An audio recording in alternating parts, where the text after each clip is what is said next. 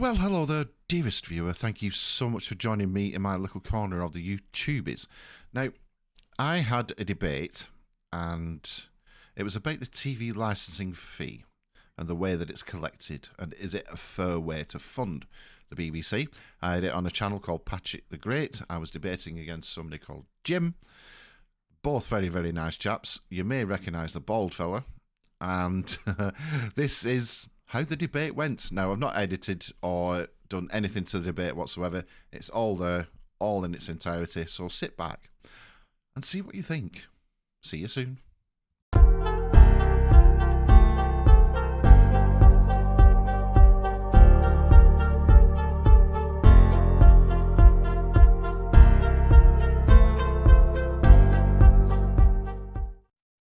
Right, and here we are live. You know what? I actually put that 30-second timer on in the background and then forgot to hit go live. So I've no idea. I've no idea whether we went live before the timer, after the timer, or what. But it says we're live on my end. I was just watching the timer. We are live. I think we're live. Yeah, I can see everything there. Good. Well, I'll introduce you and then I'll shut up. I don't think I'll be doing too much talking tonight. So on this side, that side, we've got Mr. Jones 1972. His channel will be linked in the description. I'm going to put all the channels in the description during this debate, so you'll be able to find that there. Below me here, we've got Jim. Again, channel will be linked in the description. This is just a nice, light-hearted, just fun-natured little debate about the BBC and the way it's funded. I'm hoping, I know you're going to go first in the little opener, Mr. Jones. Can I just ask when you do that for people it only occurred to me last night when I was on another stream with some people from America that they're not really aware of how we fund it and how it's done. So maybe if you could, rather than me do that, if you could just give a quick explanation of that, which is why this debate's led, and then you can go into your spiel. How does that sound? Yeah, sounds good. Sounds good, yeah. Perfect. Oh, sorry. No, that was it. Go on. So the BBC is funded in a very unique way. You must pay £159 to a company called Capita, who collects the license fee for the BBC. So if you watch or record television as it's being broadcast on any device, via any platform, via any medium or whatever, you must pay the BBC £159. To me, that seems a little bit unfair. I'll go on to that in a bit of time. I know that other countries tax people. They take it out of either income tax or what their version of council tax is. They take it out of there. And that's pretty much how I know it to be. I'm on the unfair bit, obviously, and I don't agree with it. But and then Jim's on the positive side, and then it should be a good discussion. I hope if there's any questions about, true, Jelly, it is a bizarre system, but I can see the other side. If you use a service, you have to pay for it. It's as simple as that. But I don't agree with the way that we pay for it or the way the BBC demands the cash. Right, well, I'm looking forward to this because it's not really something I've ever considered too much, because I do watch the BBC. I do watch it, so therefore I do pay for it. So I've never been in the position where I don't watch it, but yet feel trapped into paying for it, or, but I'll let you get into all that. What I'm going to do now is I'm going to crack open my Peroni and I'm going to listen to Mr. Jones and Jim give their opening statements. I think, Mr. Jones, you're going to go first on that, and then Jim, you've got you happy to go second on this one? Yep, that's fine. Coolio. Right then, Mr. Jones, take it away. I'm going to put myself on mute and have a beer. I should have worn my tie for this. So I've not really prepared anything. I've not prepared a PowerPoint. Mainly, but I will just say this: the BBC and the way it's. I'm not against the BBC as an institution, as a company, as a television program making company. I'm just against the way that it collects the license fee. It collects it on a sense of fear. It's all nicey at the beginning. If you haven't got a license, they send you a nice polite notice out. If you ignore that notice, then you get an orange letter which is worded slightly stronger, and then you get a red letter, which is worded even stronger, mentioning £1,000 fines and threats of imprisonment. After BBC. So that's why I'm against it. It's like Asda delivering me £159 worth of shopping and just leaving it on the doorstep or putting it in my fridge for me. If I don't use that, why are they charging me £159 to use it? They'll come round and demand £159 out of me. I don't know of any other company that operates in this way where it delivers a service. You don't use that service, but it assumes that you do and demands payment for it. We can all remember the TV detector vans marching around in the adverts for the TV detector vans. I'm going to list every single conviction now of everybody that has been convicted of not having a television license by evidence gained from a TV detector van. I'm going to list them all now. None. Absolutely not one single conviction has been gained from evidence gotten from a TV detector van. These TV detector vans were invented to strike fear into people. How the BBC could convince people, and they did, and they filled up an awful lot of people with this, how the BBC could convince people that a van with a satellite dish on the roof could eavesdrop illegally into people's homes, because remember, TVs receive signals, they don't give out signals. So how they could convince the general public and fooling them into thinking that a TV detector van will pick up signals is quite beyond me. Of course, with the internet, the invention of the internet and everything like that, we now know that TV license detector vans do not work, and there is just a man with a sandwich box sat in the back of a transit van, and it's as simple as that. And so the way the BBC collects a license is based on fear. They do threaten you with fines. I don't know of any other company that does this. Nike certainly doesn't. You must buy our trainers or we'll hit you with you must use our trainers, you must buy our trainers, or we'll threaten you with with £1,000 fine. And otherwise, I don't know of any other company that operates in this way. And I'll just end with this. There are about 26,000 care homes in the country, and this is one thing because the missus works for a care home, works in a care home. She's a senior care worker. She works in a care home. So there's about 26,000 care homes in the country. Now, you'd think that care homes and people in the dotage, old people, would be exempt from television licenses, but oh no, care homes. If there is a communal area with a television in it, then the care home must pay the full £159 license fee. If there's two communal areas, then they must pay another £159 because it's completely separate. If the old age pensioner or the old person, the old resident, has a TV in their bedroom, they must pay £7.50 a year. Now, you would think that the BBC would say, okay, old people, you've lived a long life, you've probably lived through a war, you've given us so much service and paid so much into the system. You think that the BBC would let them off, but oh no. The BBC collects, and I'm being kind about this estimate, the BBC collects over £5 million from care homes alone. There's a video on my channel, and if you go to my channel, I used to do a lot of videos regarding the TV license, and I did the calculations on this on one particular video. Care homes. The BBC collects over £5 million from care homes alone. These statistics are horrible. The most convictions for the BBC regarding not having a TV license or using a TV license or using a TV without a license, watching the TV without a license. The most convictions are single mums. On benefits. What good does convicting a single mum watching a bit of telly on her own, what good does that do? It doesn't do any good at all. doesn't serve the public interest, but they do fine. I was fined once. I was caught using a TV license without a license, using a TV without a license before. I was fined. I had to pay the fine, and it's, like I said, it's a shocking way to collect license fee money.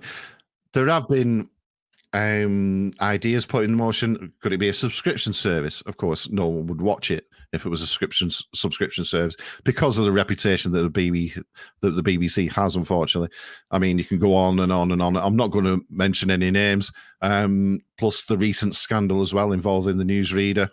Lots of people don't like the BBC for them reasons. And that's pretty much it. Yes, I'm not against the BBC as a program maker. I think Sherlock's the best thing they've done in 20 years. We used to have superb sports coverage, but of course they've sold that off. Then Channel 4 has got the F1 thing and Test cricket's on another channel, and etc. etc. Could they use adverts? Could they fund the BBC in any other way? Who knows? But I'm just against the license fee, and I'm against the TV license and the way the BBC is funded. And that's my opening statement. Okay, right. Well, thank you very much as well for that, Mr. Jones. I'll get Jim in a minute to give his presentation. Do you need to share it, Jim, before? Yeah, I will do. Hopefully it'll work, because as you well know, when we tried to do some sharing just before, it failed terribly. You'll be fine. You'll be fine. While you're figuring out how it's done, I just want to remind everyone in the chat that that there is a poll, and the poll isn't going to decide the winner of the debate, because the poll was open before the debate even started. So it's not a commentary on the arguments put forward here, but it's just a gauge of opinion. Do you think that it's funded correctly or not? It'll be interesting. At the minute, most people are saying no, but we'll see. Okay. Do you want me to sort you through the screen? Hang on. I found something where it says I can share it through screen. Why is it saying not open? Right. Okay. I can do the screen share. I'll do the screen share. Like that. Select the window. So if I do go quiet, then we'll be able to hear you with your screen sharing. We'll be able to hear you. Right. Okay. So there we go. Allow. So hopefully, yeah. Excellent. There we go. Want to bring it up? Yeah, please. Right. So here's Jim's, and then you can get into it with each other. But here's your time. Off you go, mate. Yeah, that's it. So BBC funding, is the license fee an appropriate way to fund the BBC? So a little bit of history of what the license fee is, how it came about, and it actually came about in 1904, and it was a government act, the Wireless Telephony Act, that introduced the license into it. I'm not going to go through everything that's on the screen. People can read, that's no problem. So the standard license came out, and that included reception of television services. That was a standard license for radio and TV. And then in 46, a specific TV license was introduced. So it went through. And then in 1991, government changed some of the legislation again and made the BBC responsible for the license. And in 2002, they put the administration of the license fee over to Capita, because it said you have to have this, you have to do this, you have to collect it. And the BBC themselves thought they weren't the best place to collect it. So why do we pay it? Well, it's a legal requirement. It's a government act, and it said, you have to do it. This is the government that are telling us we have to do this. This isn't the BBC. BBC didn't come along and say, well, actually, we think everyone should pay for us to do this. It's the government that said we had to do it. And it covers not just BBC services, it covers every live television service that we have, and also live streaming as well that we have in the country. So it's not something that was brought on by the BBC, it was foisted onto them by the government. And obviously people will have different views of why the government decided to do that at the time. Some management changed over. It allowed the BBC to be a little bit more autonomous with their operations, but it also put the onus of burden on them. So some other things in the Communications Act. So it said the license may be issued by the BBC, such restrictions as they think fit, but also it said restrictions and conditions of the Secretary of State. So again, government can interfere with it, do what they like, and then put the blame onto the BBC, which is obviously something that we've seen over and over again. And again, more sections of the Act. So the actual payment goes into the BBC via capita, but then it goes straight out to the government, and then the government give them some of the money back in this consolidated fund they've got. So again, it's all funds the government, and then the government repay some of it. Things that they don't have to pay to the government involve covering some of the fees that they may require for refunds and those sort of types.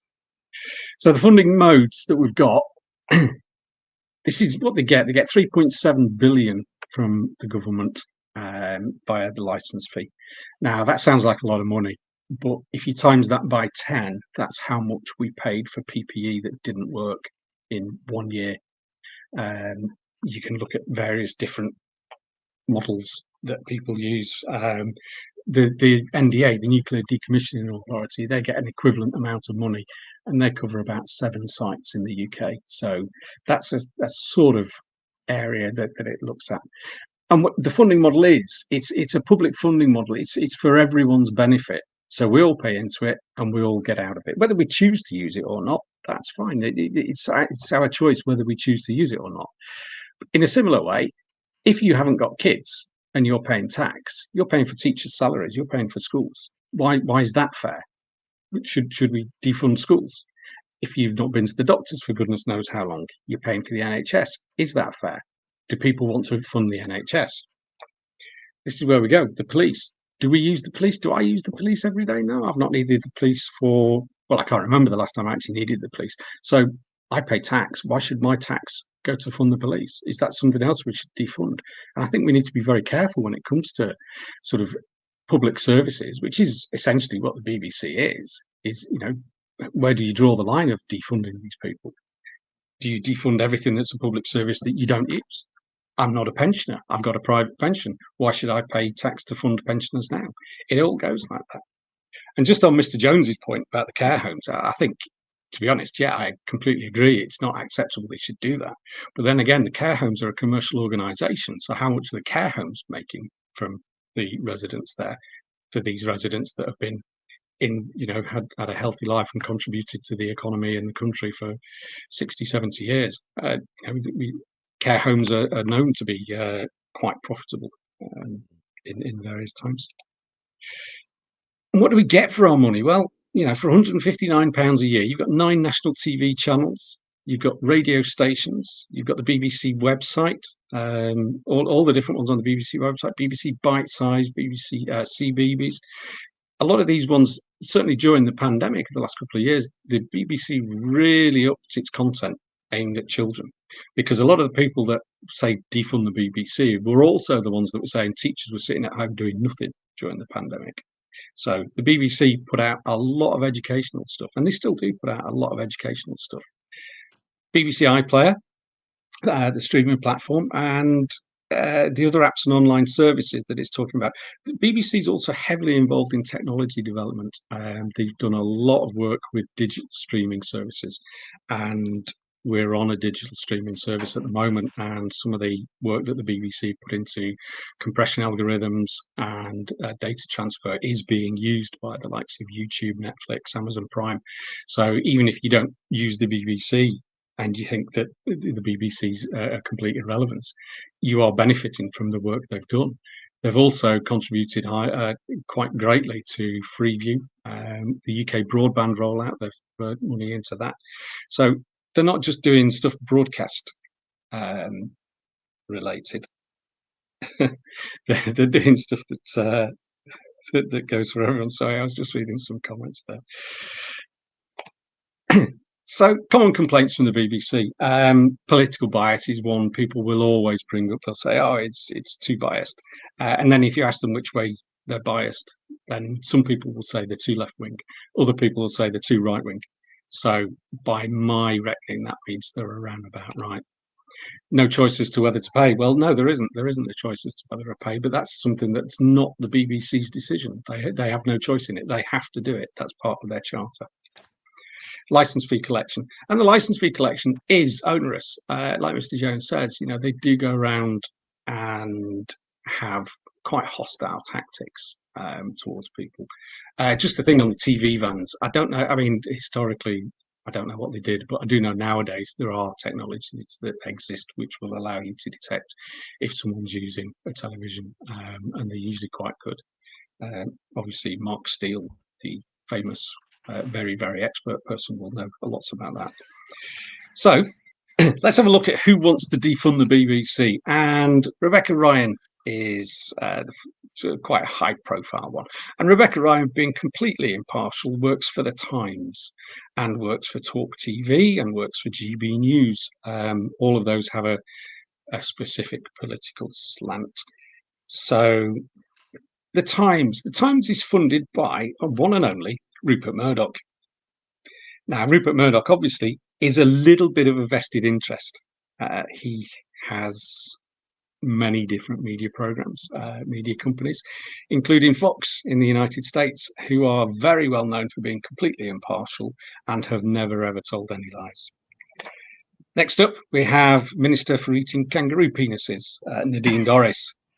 Now, Nadine obviously was the culture, media and sport minister for a long time before she stepped down from that role and then threatened to resign, or said she was going to resign immediately. And now it's been a longer period of time has elapsed from her resignation, from her stating she was going to resign to now than it was for Liz Truss's presidency, prime ministership. So, Nadine's doing a really good job. She's not been in Parliament for a year. She's still taking all of our money we're paying. So again, we have no choice but to pay her, and she's not doing her job. Never mind whether we want to use the service or not. She's not actually doing her job. And then you've got the Minister for the 18th Century, man of the people, and everyone's favourite haunted pencil, Jacob Rees-Mogg. He's another big fan of defunding the BBC. And also, both him and Nadine have shows on Rupert Murdoch's Talk TV programme. And for people that don't want to fund the BBC, I was talking to a chap that comes from the same place as Mr. Jones and mentioned that to him. And this is what he had to say. No, he didn't. Sorry, that's the next slide. So, yes, Winston Churchill would have probably not have said, it could be said that the licence fee is the worst form of funding for the BBC, except for all those other funds which are available. And it goes back to the whole thing. It's for the general good rather than specific ones. Some people might not like it, but the work they do for the entire country, I think, makes it worthwhile. So, yeah, this chap had a message for Mr. Jones. And that's me done. Brilliant. Yeah, tell you what, I learned quite a lot there. I just want to point out, just before it changes, that the poll is currently on 69%. Just so, nothing special about that number, but 69%. Whoever is. He's back, all right. I'd sure like to fist him. Innuendo word. Never gets old. Never gets old, that one. It doesn't. It's the greatest thing of all time. Oh, that is superb. That is brilliant. Well, Turing Test, hello, sir. How are we doing? I'm just reading the chat and I can see Darren Gordon-Hill is definitely anti the license fee. Do you think? I think so. Icarus, I didn't realise this. Did you guys know Germany had a similar system? I had no idea. They do, yeah. I knew Sweden did. I didn't know Germany. Yeah, Germany definitely do, yeah. Yeah, das habe ich nicht gewusst. Hey, how about that? Wo ist die Rolltreppe? Oh, awesome. Right. Well, I'm going to sit back now and basically just pass it over to you guys because I haven't got the horse in the race or an opinion or an educated opinion on this at all. So I'm going to shut up. And I know you guys are dead civil and all that, but off you go. Yeah, there is one thing that I noticed, or a couple of things that I noticed. You do need a license to watch the BBC iPlayer. Yep. But you said it was free at point of use. You can click and lie, and you can click and say I have a TV license when you don't actually have one. And yeah, we pay for the police, but we know those services are there if we need them. That's why. But the BBC assumes guilt. I have to say, somebody comes knocking on my door, a TV license inspector comes knocking on my door. He assumes that I'm guilty first. He doesn't say anything like, are you using a television set? He just assumes that you're guilty when he comes around. There's many, many videos. I've covered many videos on this. And they just assume that you're guilty. We've had people, we've had TV licensing inspectors who would get violent, who have tried the door. I've seen one where he's actually tried the door when somebody shut the door in his face. There is a group on Facebook, TV License Resistance Info, that I used to be a member of. And they posted a video where a guy was following a TV license inspector down the street, calling him a pedo and all the rest of it. That I don't agree with. I left the group because I was the only one speaking out in defense of in defense of somebody like that. You shouldn't be doing something like that. And I left the group because of that. Rebecca Ryan, yeah, there's a fantastic channel called Chili John Kearney. A massive shout out. He was my inspiration for doing videos like this, doing videos like the TV licensing stuff. Brilliant guy, wonderful guy. He was blocked by Rebecca Ryan, because he asked Rebecca Ryan, where are all the donations to defund the BBC? And he was blocked by Rebecca Ryan. So we're not massive fans of Rebecca Ryan, and that's pretty much it. Somebody mentioned Netflix. Yeah, Netflix. You don't have Netflix coming banging on the door saying you're using our services. You must give us £159. We don't have that. So why can't the BBC operate something similar to that? And that's pretty much it as a rebuttal type thing. Yeah, I think you've got some really good points, and as far as the collection of the license fee goes, I do tend to agree that certainly Capita are far too heavy-handed with the way they collect, and it's important to know it is Capita, it's not the BBC. Yeah. So I pointed that out. I think. And people do. I mean, people do get sort of not confused, but people do sort of lay that at the BBC's door. I think one of the big problems is it's a model that's been so entrenched in society for the last 70 years. Splitting it apart is going to be very, very difficult. People have been looking at it for a long time, and trying to work out a way to deliver everything that we get. I mean, the World Service now is covered under the license fee, or it's funded via the license fee, whereas it used to be funded by government. And again, that's you go outside of the country, and that is worldwide. Like say World Service, and it is used by a lot of people, and a lot of people, without that access to it, to the news that it provides or the information it provides, regardless of whether you believe it to be biased or not, it is quite useful. So I think that the problem is at the moment, yes, going to a subscription-based model would drastically alter the state of what you get and the service you get. And yeah, you're right. Netflix don't do that, but Netflix itself doesn't have the variety of content that the BBC has, and you still probably pay far more for it. I had a quick look last night about how much Sky would cost, and I'm a fan of the Formula One, and the BBC didn't sell that; they were outbid, and that's the problem because they've only got a certain amount of money. They're outbid for that, and it's like they're outbid for the football and all that. But I looked at this Sky cost, and I think 18 months was something like £700 a year, which is that's quite a lot of money. And so you look at the 159 that you pay for the license fee, which will go up next year because the government have decided it's going to, and you could quite happily exist entirely just on BBC content. Now people don't want to. People want to watch other things, but there's such a wide variety of things available on the BBC. I mean, we have Netflix and we have Amazon Prime, but I'd say 90% of the stuff we consume is via the BBC in one form or another. And I just think, stopping the license fee now without some sort of viable funding in place is just going to decimate it, and it will destroy the technology arm of it. And the technology arm it still continues to do really good stuff. Yeah, it does. I mean, there's been really good stuff that that's not my cup of tea, but everybody's raved about it and critics have raved about it, etc. So I don't mind. Like I say, I'm not against the BBC in that way. It's on YouTube. Hello. So yeah, I'm not against what the BBC does. I'm sort of against. No, I'm not even going to mention it, to be honest. And all that. Go on. Controversy go stuff. on. Oh, go on. Well, then. yeah, you may as well. You may as well bring it because it's a valid point. The controversy surrounding the BBC. They've looked after their own. Basically, they've sheltered their own.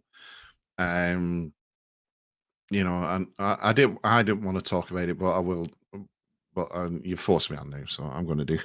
I'm not going to mention any names. But I think the controversy surrounding the BBC. I'll just say this: they could have done things an awful lot better. Instead of covering things up, if you do something wrong in an organisation, you get sacked for it. You do something wrong in the BBC, you don't. It seems to me. We all know about the DJs and etc., and the recent newsreader. So we all know about that, and they've still kept their jobs. Not to mention the unbelievable wages that these guys used to pull in, and still pull in, and not to mention a big pension probably at the end of it. And other presenters, Sarah Cox, personally, I don't think she's worth whatever money she's on. I think it's £500,000 a year or something like that, or £250,000. Personally, I don't think she's worth that, even though she's a fellow Boltonian. I think she's bloody awful. Same with Peter Kay. The funniest thing he's ever done is Phoenix Nights, and he's not done anything since, in my opinion. So, yeah, apart from the wages that seem really exorbitant for what they do, it just seems to me that, I wish the BBC would, if you're gonna put yourself out there as whiter than white, we're the BBC anti-Beeb, they called it, didn't they? And if you're going to put yourself out there as some sort of matriarchal figure or what have you, you've got to be whiter than white, and the BBC certainly isn't. And what they need to do is be absolutely rock solid and punish these people who are doing wrong, kick them out of the BBC, and just say, right, you're on your own. You're nothing to do with us. You did whatever you did in your private time or what have you. And then, right, off.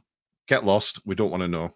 Because you would do. If anybody, like, I'm sure if members of your own family would do it, if members of my family were convicted of something like that, right, you're out.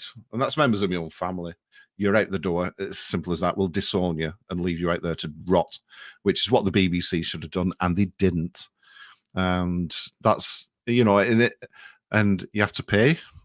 Really? You have to pay their wages? Really? No, it's not for me. Well, but there you go. It's one of those things. There's faults in everywhere. I mean, we all know about the This Morning presenter on ITV, so other channels aren't exempt from controversy at all. And yeah, it's just one of those things. You have to be whiter than white. If you're going to put yourself out there as whiter than white, you have to be whiter than white. You have to clean house and get rid of whatever, wrongdoers are in your organization. Sack them, get rid of them, disown them, and, disavow any knowledge of whatever there is. Remove the programs completely from the internet or what have you, and just get rid. Yeah, okay. I think that's a very valid point about you know, they should be, they should have some decent controls in place. Just on obviously the historical one with the DJ, he wasn't just BBC. He was very powerful. Oh no. He was friends yeah. with Prince Charles. He was friends with Margaret Thatcher. He had the keys to someone remind me of the name of the Stoke Mandeville Hospital. You know, this guy was very, very powerful, and unfortunately, he'd been allowed to get to a position of far too much power, where people were afraid to speak out against him, and that's something, you know, that really is a problem, and it happens in every organisation. The BBC helped him get that power. They did, yeah, they did. You know, they put him in a position where he could become successful. But then again, you could put anyone in a position, and you know, you can't deny that the guy had a certain talent, because he wouldn't have been in that position if he didn't have a certain talent. Now, whether or not you liked him, personality probably, because he was different. Yeah, that's it. I always wasn't quite sure, but you know, it just is. I didn't like him, to be honest. But every big organisation suffers from that, and you know, you pointed out this morning one, and even the recent news presenter. I mean, there was a big furore about that, but actually, what did he do wrong?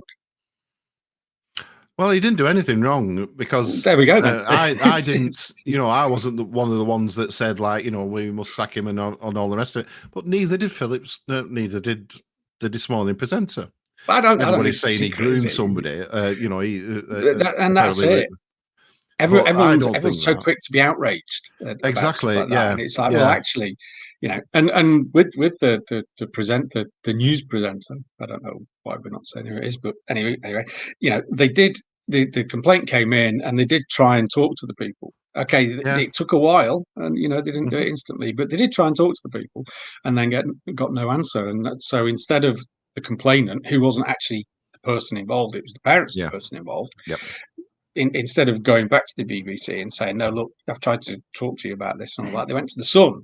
So the Sun, obviously being owned by Mr. R. Murdoch, completely impartial, doesn't want to see the BBC defunded.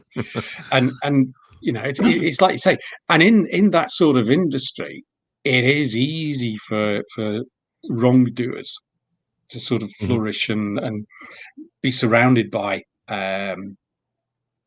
So I'm just reading that. Just while we're in it, can I just say something? I know you said you weren't going to mention names, and the thing is, none of you are saying anything defamatory or anything, and I know you wouldn't. There are some people watching that aren't from the UK that might be totally oblivious to the news stories that we've had over here. So I don't mind you kind of like, you know, it's entirely up to you, but I don't mind. I think we can. I know you. We can mention Jimmy Savile, can't we? I mean, Jimmy Savile is pretty much well, he's dead anyway, so he's not going to. And it's not my channel, so he's not going to sue me. But no, I mean, you know, feel free to mention it, because I know you'll do it in a sensible way and not, you know, whatnot. So feel free to explain for people not in the UK. I'll shut up now. Sorry for interrupting. No, that's fine. I mean, you know, going back to the Savile thing is, you know, obviously, I've got friends that work for the BBC, so yeah, my opinion's a little bit biased. Yeah, but even before I had friends that worked for the BBC, I still liked it and still used to listen to Radio 4 and all that sort of stuff.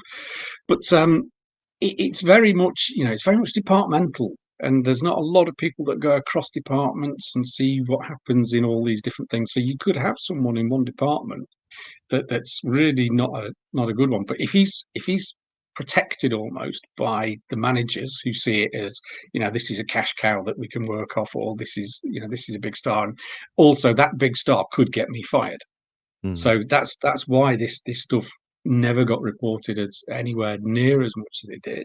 I mean, you know, there were allegations, and even by his own admission, John Peel wasn't the nicest of people. If you're looking to, I believe so. Yeah, he's not angelic, is he? But again, I mean, you know, society's very fickle over who it chooses. You know, Pete Townsend was convicted, had to sign the sex offenders register. Yeah, exactly. Yeah, and yet no one seems to be vilifying him and saying, you know, this is, you know, he's a terrible person. It's the same with Hollywood, isn't it? Roman Polanski, Woody Allen. etc., and all those kinds of people. And people seem to forget in a quick hurry. I'll make a decent film once. I'll get convicted of something, and then I'll make a brilliant film, and then all of a sudden, all my sins are forgotten, and it just seems weird. This whole thing of covering up, and it just seems a bit cloak and dagger. And I think the BBC should be open about it. And going back to the detector vans, I think it was actually Chili John Carney who put in a freedom of information request on how the detector vans work, and they wouldn't open up about it. The BBC wouldn't tell us how they work. That's right. Wouldn't tell us how they work. There are things that are that aren't available under FOI. No, exactly. That But sort of technologies. Because people would either block whatever means that Capita use, and I wouldn't blame them for that. But it just seems a bit. I don't know. It just seems a bit cloak and dagger to me. And I'm not a conspiracy whack job. I fight against conspirators all the time, and that's what it just seems to be. And like I said, the BBC must be open, must be completely open. The thing with Hugh Edwards, where they wouldn't name anybody or what have you, and I totally get that, because he was innocent. And he is innocent of wrongdoing. The only thing he's done is probably cheating on his wife. And, even though it's morally wrong, but you've got the left saying, well, he must be cancelled and all the rest of it and this and that. And, he cheated on his wife. Big deal. He's going to get more crap off his wife than he's ever going to get off social media. And he'll probably, and if his sister within them, that's up to them to sort out. And just leave them to it.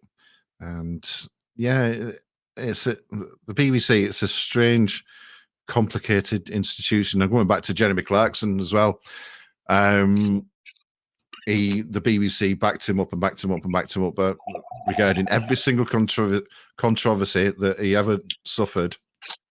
Then he sold the format for Top Gear to the BBC. Then he goes and punches one of his producers, which you can see a reaction on one of the Top Gear specials where the guy in the white coat comes over, hands over the gold envelope. On one of the very, very latest ones, you can see a sort of reaction from Jeremy Clarkson. He says, "Oh, it's you," and I can't remember which one it is. I'd love to see it again. And he says, "Oh, it's you," and then turns his back on the guy handing him the gold envelope. So he punches one of his producers because of a steak sandwich that he didn't get, or it was too cold, or what have you, after he sold the Top Gear format, and the BBC sacked him straight away. I don't think they sacked him. I don't think they sacked him. I thought he left. No, I thought he left. I think he got sacked, to be honest. I don't know. I'll hold my hands up, but either way, he was gone. I'm going to Google it in the background. Yeah. I'm going to let you know. I'm going to Google it. I was just about to do that. But after he sold the Top Gear format, the Stairman and Reasonable Price car, etc., all the rest of it, he sold the format, and then all of a sudden, boom, he was gone from the BBC. Whether he left or whether he sacked, I think he was sacked. If I'm wrong, I'll hold my hands up and say, right, I'm wrong. And it just seemed a bit. That whole thing seemed a bit funny to me, with the Clarkson thing.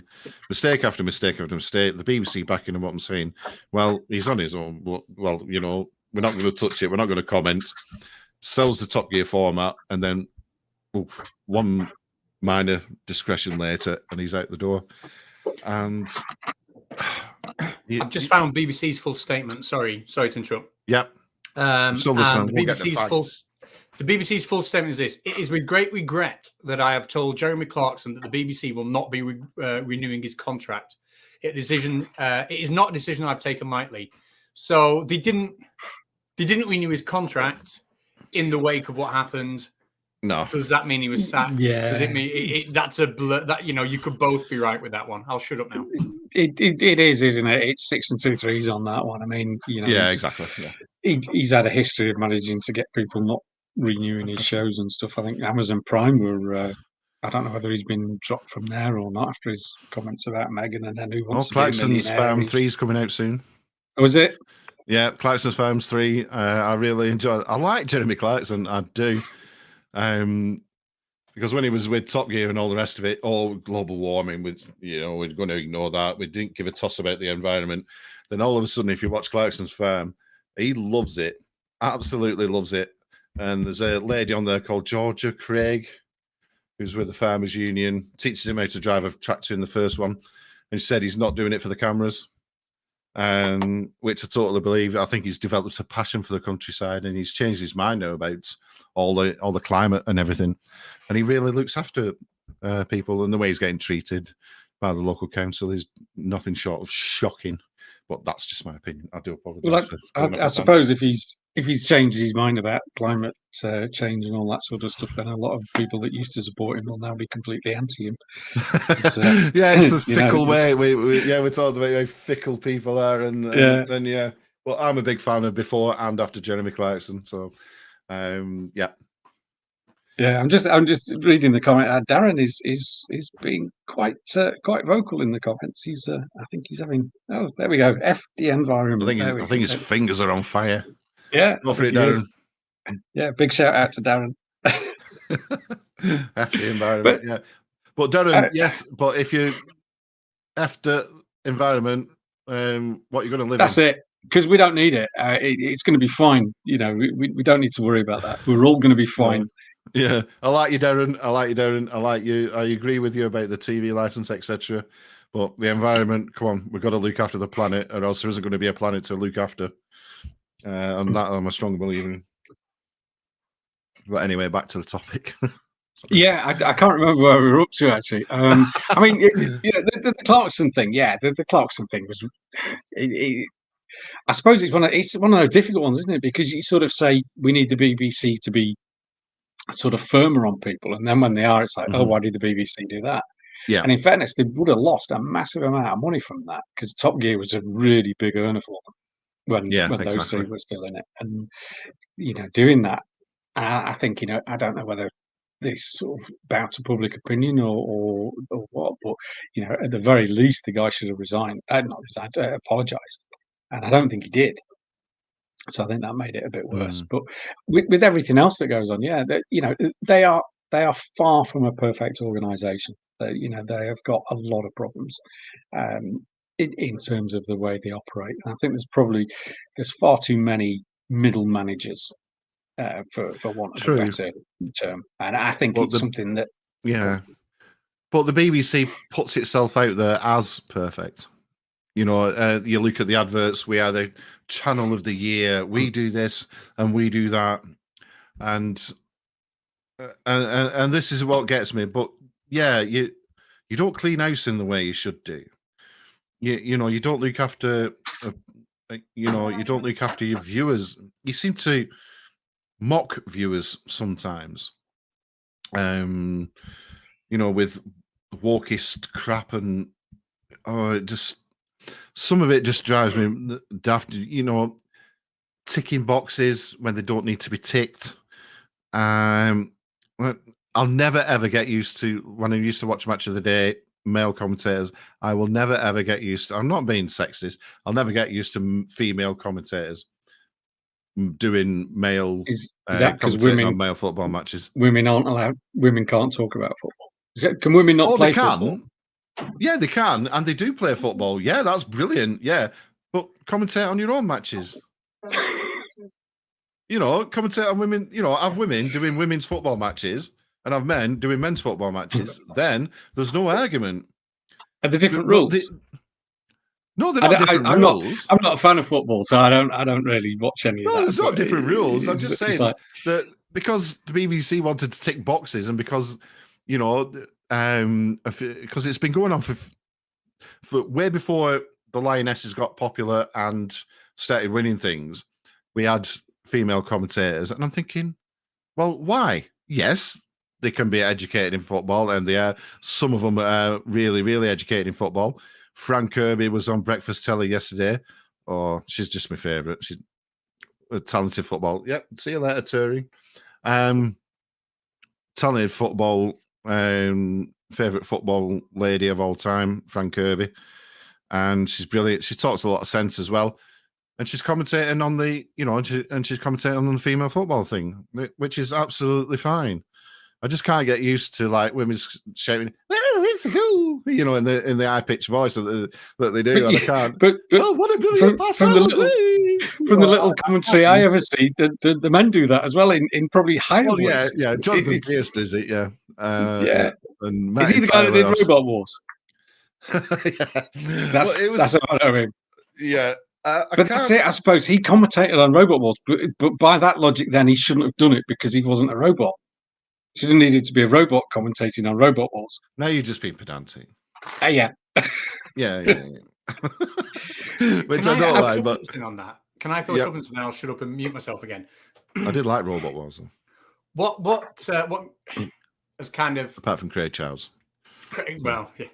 What I kind of not annoys. Well, yeah, I suppose annoys me a little bit about the commentary. It's not the fact that the new commentators are female. It's not the fact that the new commentators are female or anything along those lines. It's the fact that when I look back to the old days, we had players, we had like Hansen and Lawrenson and whatnot. We had people commentating that as a football fan, I knew who they were and I knew what they contributed. And, like Graham Souness, who's just kind of like been let go from his role at Sky. And these were players that I really respected.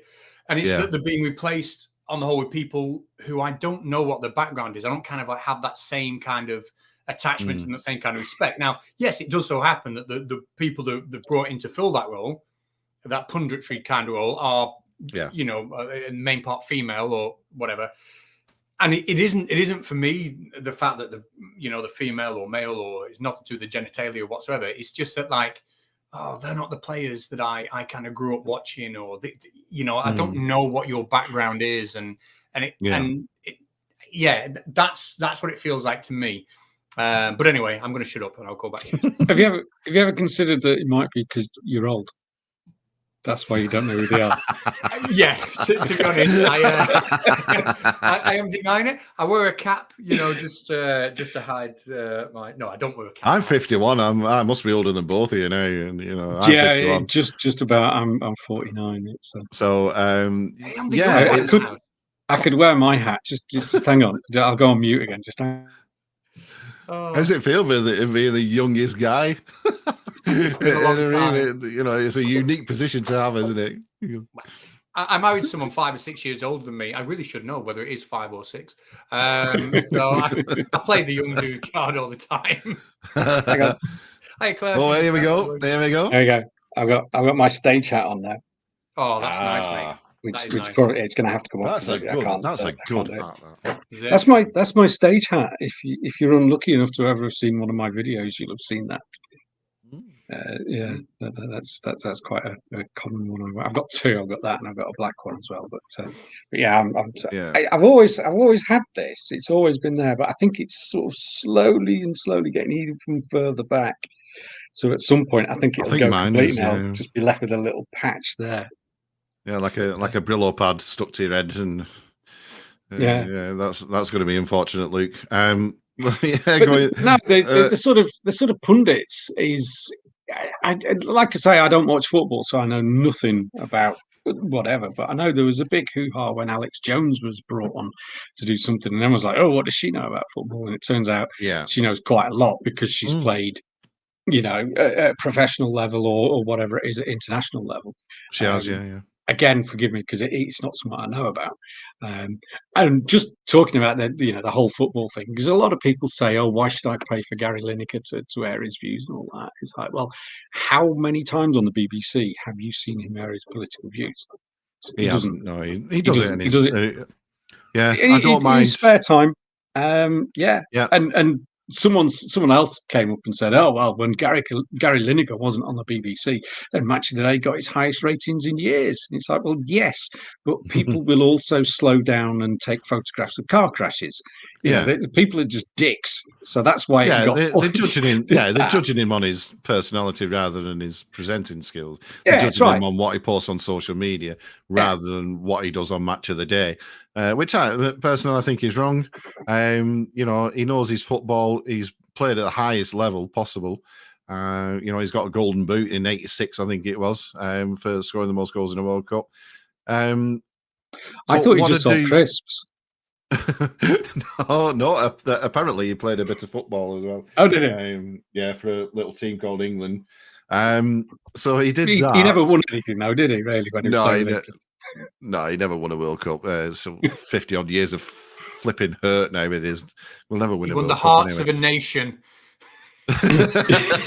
Yeah, he won the hearts of a nation by playing with a plaster cast on in '86 or something. Wasn't that plaster cast on his wrist? Wasn't that Gaza that won the hearts of the nation by crying?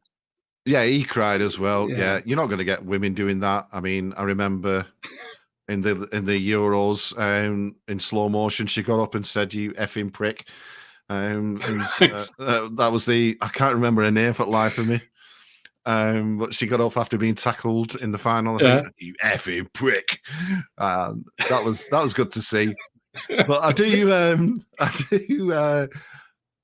I wonder what goes through a woman's mind when they're being asked to do some punditry on a male game. I wonder if they're being I'm wondering what goes through their minds. Are they being asked because they're a woman, or is it because I'm being asked because of my football knowledge? And I do wonder with that, and especially with, you know, people of colour. Especially the lady who did Anne, can't remember, Queen Anne on Channel 5. Anne Boleyn, yeah, that's the one. You know, I did wonder, like, what goes through, because we all know why she was done it. I mean, you know, it was just to generate a bit of publicity for the thing, and I just wonder what went through her mind when she was offered the role. Is it because of my skin color, or is it because I can act? And she did a fantastic job. I mean, don't get me wrong, she was brilliant in the role. But you know, it makes me wonder: are they there to tick boxes, or are they there because of the knowledge? And if I'm wondering it, then surely the people who are being asked are wondering it, or lots like me are wondering the same thing as well. And I don't agree with box ticking. Just get somebody in who knows the stuff. And I don't doubt that female footballers know the stuff. But, you know, it's just a weird thing. They've met the criteria you've put forward. Get someone in that knows stuff, and you just said they know the stuff. I mean, like I say, I'm ambivalent to that because it doesn't mean anything. And the Anne Boleyn one, I think, I have to say I completely agree with you, because that doesn't seem. Anne Boleyn was a historical character, and exactly. I know it's been touched on another debate. I think it's something that's like, you know, obviously Doctor Who one, which I know Patrick or whatever his name is has some views on. But I actually thought that was quite good. I thought Jodie Whittaker was quite good. You know, because I thought we can imagine you know, a timeless, million-year-old Time Lord who can shapeshift and whatever from another galaxy. That's fine. That's no problem. But, you know, being not having a penis, my God, no, that's just completely. Everybody exploded with that. You know, that's what the sonic screwdriver was, really, wasn't it? It wasn't, you know, it wasn't a thing. It was just waving his cock around or something. All I'll say about that, and then I'll shut up. I've got my Doctor Who on tonight. By the way. He has, yeah. all I'll say, and then I've got some Doctor Who sonic screwdrivers on my thing behind. You probably can't see now. All I'll say about are they sonic screwdrivers, or are they some other electronic device? Does whatever it they are, the phallic symbols. That's what we they are. Because that's just one of them. That's just one of the bad boys. I've got two. Look at it. If that's not a phallic symbol, then on it as well. And I'm Doctor Who. I don't know which one of these extends, and I can't remember which one. There we go. Oh my good God! You got that from Ann Summers. That you didn't get it from a B&M Bargains. You got it from Ann Summers, man. It's an electric banana. I just clarify my points on the Doctor Who thing, and then again I'll shut up and put it back to you. My problem with Doctor Who was never that Doctor Who was turned into a woman. That just wasn't a problem at all. I'm sorry, I wasn't saying you were, but I know people were. Lots of people did, yeah. My problem with the way they did the kind of like Timeless Child story was that you had 50 years of canon. And then it just seemed for no reason other than to solidify the point that we're being more diverse now with Doctor Who, that we're going to overwrite all that canon. We're going to create plot holes that have gone over 50 years to make the Doctor be somebody they weren't. And there's countless plot holes now in that program that just don't add up to what they made it be. And that, as a fan, I'm looking at that thinking, none of this adds up. And it's probably me being a geek, and I don't know if you can accuse me of being a Doctor Who geek, but well, I don't know where we get that idea from. It probably is me being a geek, but it creates a load of plot holes. And I think, well, that hasn't been done to support the history of Doctor Who. That has been done for other reasons. Well, yeah, noble reasons and all that, noble reasons, but don't make the noble reasons kind of like ruin what's come before. Anyway, I'll shut up now. I think you're right. I mean, to be honest, I think Doctor Who went downhill as soon as K9 died. So that was pretty much the last time he did come back. He did come back. K9 was my favourite all-time Doctor Who thing, as well as Tom Baker, my favourite Doctor. I thought Christopher Eccleston was fabulous. Really, he was brilliant. He was great. And then he left because he was tight, because he feared of getting typecast. Christopher Eccleston feared of getting typecast. So I'm just wondering, like, how many other human-shaped beings out there with two hearts are you going to get typecast as? Yeah, come from a different planet. There's a long list. There's a long list. And there's to be honest, long list. Yeah, because of the unique way the BBC's funded, they'll probably make them something you'd not get with Sky. But I never really followed Doctor Who, and certainly Christopher Eccleston. I saw a little bit of Peter Capaldi, that other Scottish actor that's name I've completely forgotten now. David Tennant. That's the one. Yeah, I saw a little bit of his, but not a lot. Because it sort of, I don't know why I never watched it. But it just reminds me of Richard Hammond. He's very similar, he's very similar. Very similar in stature and attitude and stuff, and on all this. That kind of turned me off too, because I don't like Richard Hammond. The best thing he ever did was crash that bloody car. Which, if you watch the audiences, sorry, did I say something controversial? But as far as publicity goes, if you watch the Top Gear episodes before he crashed, there was hardly anybody in the audience, and then you watch it after the crash, and that audience was packed in. I applied for tickets, and I couldn't get. I was on a waiting list for about 10 years, waiting for Top Gear tickets. So I couldn't get any tickets for love nor money, and so yeah, it's. I mean, I'm sure he'll admit it. I mean, he likes celery now, so that's a plus for him. And I'm not going to repeat what Frankie Boyle said about him. Goodness me! I don't know. I'll have to go looking for that now. The Frankie Boyle thing. If you check up Frankie Boyle on Richard Hammond, then he delivers it far better than I could. He's same sick sense of humour as me. I love old people injuring themselves and etc. I can't stop watching videos like that. I suppose we drifted a little bit from the topic. Yeah, we have. Yeah, it's just turned into a friendly chat now about telly. That is brilliant. Yeah, I do. I've got to admit, I've got one eye on Darren. I think I'm going to mute Darren in a little bit because he's just getting on my nerves a bit now. Sorry, Darren. You're probably a lovely guy and all that, but for God's sake, shut up. I think it's. It's not a simple issue, is it? It's not straightforward, and there are pros and cons to it. If it gets put onto a subscription, or gets put into adverts even, then you've got the advertisers holding more sway over the content that they put out, and they do try and put out.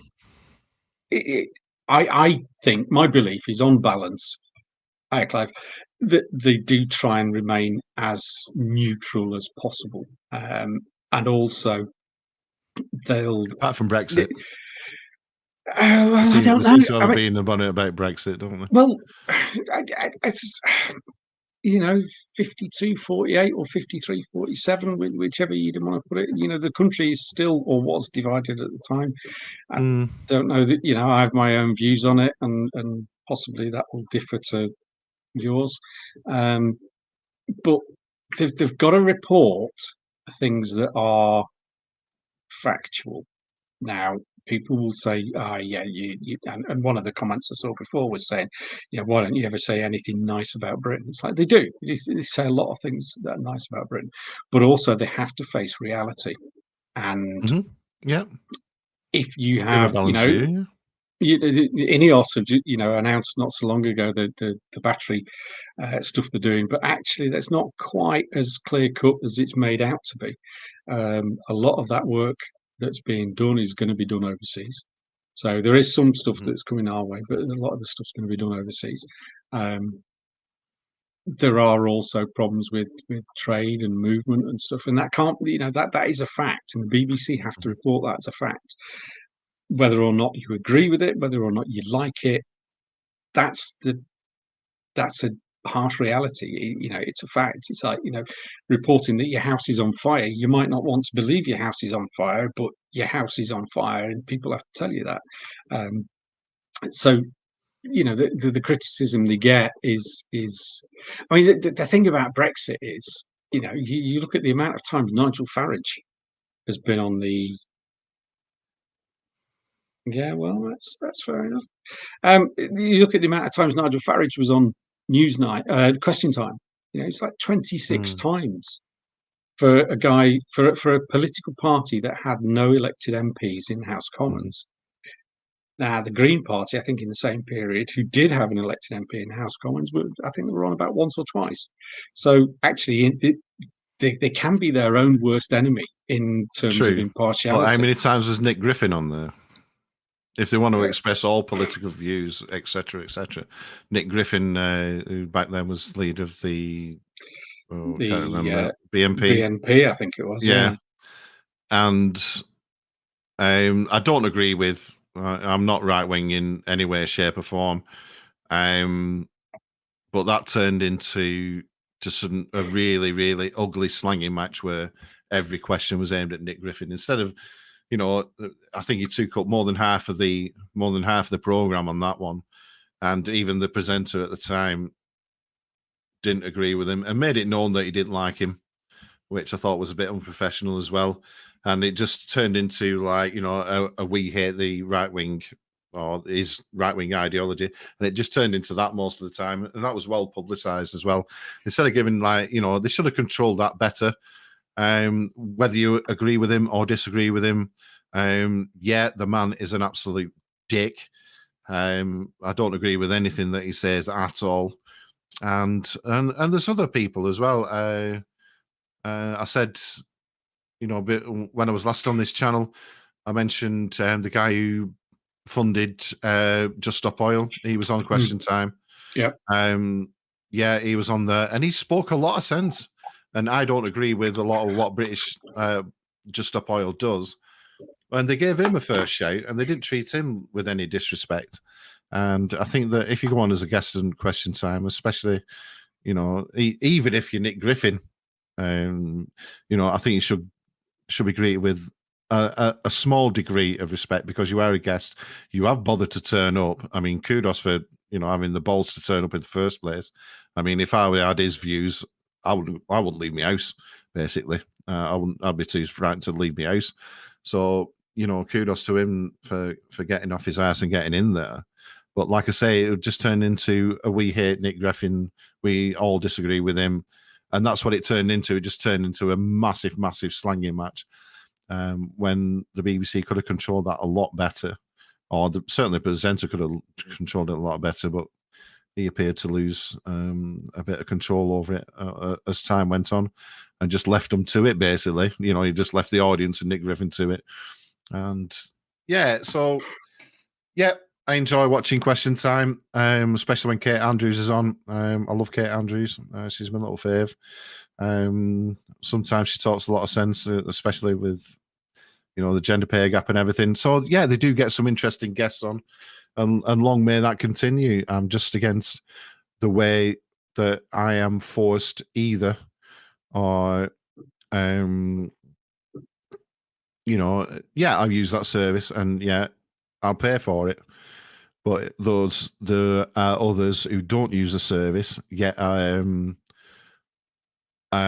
accused of using the service, and they will not be left alone. And no matter how many times you give your details to Capita, and no matter how many times you tell them that you are not using a TV license, you will still get a visit from a TV license inspector, and you will still get the letters despite the fact that you've told them that you don't use the service. And I don't agree with that. I think that's completely wrong. You have to prove your innocence, and that's not a democracy. That is not the way this country works, and that is something that I don't agree with. No, I would completely agree with that. You shouldn't have to, the presumption is innocent until proven guilty. I mean, I've had that same situation twice. Once at the theatre that I run where I live. We've had a TV license request there, and we just wrote back to them and said we are a theatre. We tend to operate on the presumption that people come to us to watch live things that we produce ourselves rather than someone watching a television. And they never came back to us after that. And I've also had it been somewhere I lived in the past. They said you need to pay for a license. They're like, I haven't got a license. I haven't got a television. You're welcome to come in anytime you like. Let me know. I haven't, and I don't, because I didn't have a television and I didn't watch. I think this might even have been sort of streaming videos back in the late industrial revolution. But again, I didn't get bothered by them. But yeah, they are oppressive with the way that they approach things, because it's a private entity that's doing it, because it's Capita that are doing it, and the people on the ground will be given targets, and they will say to them, you have to get this many people to do it. But there are other private entities out there. Yeah, there are other private entities out there that don't use that sort of scare tactic, especially with the detective hands, especially with the red letters that come through your door, and then the leaflets that they pop through. We've had one TV license inspector disguise himself as a postman and say that you have to have this letter. Did he have a black and white cat? No, he didn't actually, to be honest. He did have a red rucksack. He dressed as a postman, and he said to the person, you have to receive this leaflet. It's the law. That sort of tactic. I think there was the Daily Mail that sent an undercover guy in to apply for a job as a TV license inspector, and that's very, very interesting watch. The sort of stuff that the TV licensing guy was coming out with, you have to hit certain targets, and very, very interesting stuff. And the way they do it is not only clever, I'll admit it's clever, but it's downright nasty, to be honest. And that's something to pick on vulnerable people as well. That is something. Or, you must give your details in to say and declare that you do not need a television license. I don't write to Asda, I don't phone Asda or email Asda and say, look, I don't need £159 worth of shopping next week. Please don't send it to me. I don't need anything like that. And I don't know of any other company that operates like that. And I totally agree. Put the nice capital love letters. Yep, recycle them. If you want advice on how to go license free, all I will say is ignore the letters, and if the TV license people come knocking, just politely close the door in the face. It's simpler. Establish their identity, confirm nothing, because you're under no legal obligation whatsoever to speak to Capita or whoever comes around or whoever sends the letters or what have you. No legal obligation whatsoever. So just close the door and get on with your life. I'm sick and tired of these people on YouTube who film them and bother them and harass them and, stand there arguing for up to 15 minutes. I've seen some people argue with these TV licensing guys and girls. Don't do it. Close the door and get on with your life. And it's as simple as that. And they will eventually leave you alone for a while. And then if they come calling again, then you ignore them again. And it's as simple as that. If you don't need the services, you don't have to tell them. Otherwise, you'll be writing to every single every single retail outlet out there. You'd be right to Premier Inn, Holiday Inn. You'd be right to absolutely everybody saying, look, I'm not going to come and staying at your hotel this year. Okay, please don't bother me. And then Holiday Inn coming back a year later. Well, we think you've stayed at one of our hotel rooms in the past 12 months. We're going to charge you such and such amount. We're going to take you to court, and we're going to do this and we're going to do that. It's exactly the way the BBC are operating, and that is something that I don't agree with. Yeah, it's not really though. Yes, it is. It's not. It's not. I mean, it is because you're paying for a service. No, a better way of saying it would be that you've not used any electricity. Yeah, it's like I've not used any electricity. Probably something like that. Yeah. But then I don't get. Again, it's been a little bit letters pedantic, saying that. But, yeah, but I don't get letters from saying like, you've been using our electricity without paying for it. I think a lot of my initial stuff around this is a lot of the people that don't pay the license fee are also the ones that don't like paying for electricity. Oh, I've broken something on my thing. No, sorry. And you sort of look at the videos and it's the same people. It's like, well, we shouldn't pay for electricity because the Magna Carta said in whatever it was. Oh, no, mate. Not that old I mean, defence. There's only about 3 or 4 things in the Magna Carta that are still applicable today. And it was all about protecting the interests of landowners anyway. It's Well, you're right. The capita there, I completely agree with the capita thing, and I don't like capita at the best of times. Well, you could at least spell his name right. What was that? If you're going to say, I can't. It was there. We go. Lineacre. Lineacre. Yeah. Here we go. Bring it back up. But I wouldn't want to be honest, Richie. I'm pretty much a straight kind of guy. You wouldn't think that if you looked at a picture of my missus, but I am pretty much a kind of straight kind of guy. Oops. She never ever watches anything that I'm in, so I'm absolutely perfectly safe. Bless her, she's a little love. Yeah. But yeah, the capita thing, I think it needs resolving, and I think certainly people that are on benefits or people that are poor, it should be looked at. Or old. Well, at 75 plus, you don't have to pay. True. My mum didn't have to pay. Well, again, yeah, I mean, the care homes, that's an interesting one. But then again, like I say, the care homes are commercial organisations in the main. Mm-hmm. And for the, whatever it is, £1,000 a week that they charge people they to live in there. They could say, like, the old folks have got a television in the rooms. Let's, either take the television out, or they don't have to pay for the license fee, and it's easily measured. You can send an inspector around and say, right, you got 20 odd residents have got a television in the room, right? You don't have to pay £7.50 a year. And but you've got a communal area there where a member of staff could watch the television with the residents and pay full whack for that.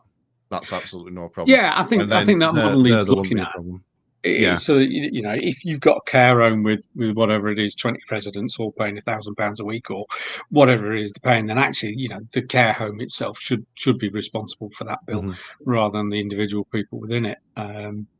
Because again, I mean, care homes, no disrespect or anything, but care homes are a profit-making entity. Yeah, they're true. Very much true. A profit-making entity. Yeah, and I think they should. I think they should have the burden rather than the people.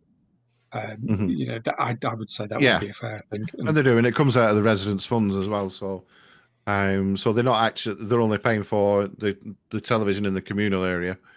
So they're paying £159 for that. So they are responsible for that. But what they do is take out £7.50 of the residents' funds themselves per year, and then they pay for the television license for each television license in a room.